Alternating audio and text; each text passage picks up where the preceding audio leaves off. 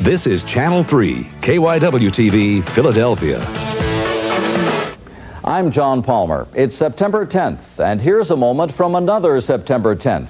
Although her name will forever be linked with a different man, together they made a stunning couple, good-looking, sophisticated, talented. But today, after 8 years of marriage, Lauren Bacall and Jason Robards call it quits. It's September 10th, 1969. Now, other moments, other times. You're about to experience instant recall. It's a dream of magic, a triumph of imagination. But on opening day, Disneyland needs a miracle. This park was not really finished. You know, the night before they were putting in trees and laying down lawn and fixing up windows. On that same day, if some people from outer space were to visit the vicinity of Santa Ana Freeway near Anaheim, California, they would be stunned by the sight. A line of endless traffic. It's opening day at Disneyland, and there is nothing else quite like it on the planet.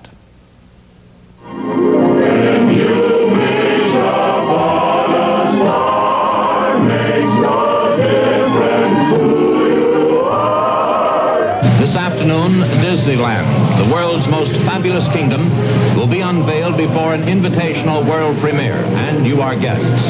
This day, July 17th, 1955, of course, is unforgettable to me. This was the climax, something we all felt was brand new, that had never existed before on this earth, and we were part of it. Only the imagination of Walt Disney could have dreamed it. Only the determination of a dreamer could have built it. Disneyland. For 20 years, Walt Disney had nursed his vision of bringing the magic of his movies to life. Now in 1953, he makes his move. He purchases hundreds of acres of orange groves in the town of Anaheim, a distant 23 miles outside Los Angeles.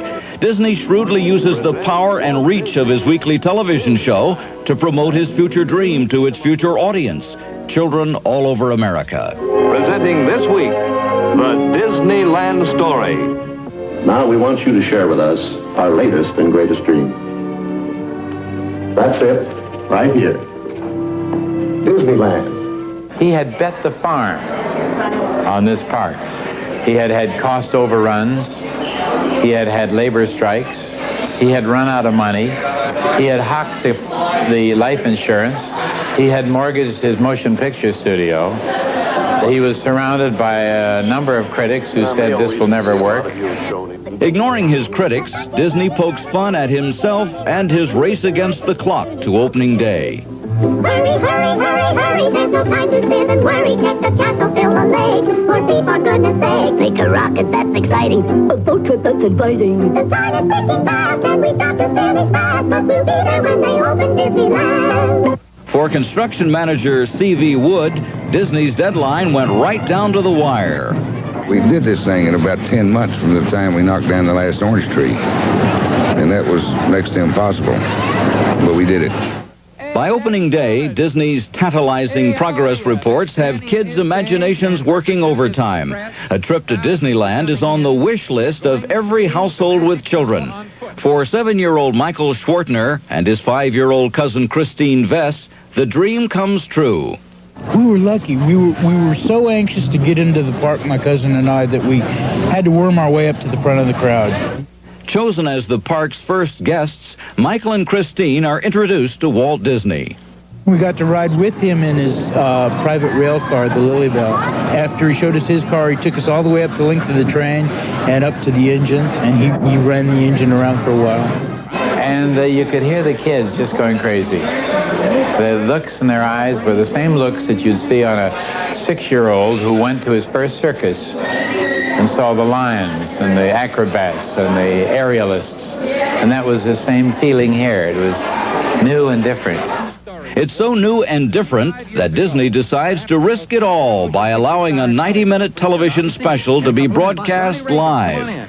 The hosts are his pals, Art Linkletter, actor Bob Cummings, and Ronald Reagan. Isn't this a riot today? Oh, it certainly is. And Ron, your first job is down here in the town square. Right out here in front of the depot, yes, for the main street and the parade and so forth. We have lots to do. Get busy. Okay. This park was not really finished. You know, the night before they were putting in trees and laying down lawn and fixing up windows. And there were not, some of the rides weren't running. It was a hot day up and down Main Street where the asphalt had been freshly laid. There were a great many footprints where people sank into the soft tar. Many of those footprints belong to some overeager kids anxious to get into the park any way they can. Pretty soon it was obvious there was a lot more people in there than was supposed to be, and there wasn't even that many cars in the parking lot, and we found out they were coming over the back fence. These steps some kids had made. I mean, they'd built, it was a real carpenter's job. That fence was about 8 feet high. Those enterprising children are amply rewarded. Open the Fantasyland Castle in the name of the children of the world. What they find inside the gates is a truly magical kingdom, a place that forever changes the landscape of our culture. When you really examine where the strength of this park lies, I think, is in its kind of the unity and the relation of one part with another.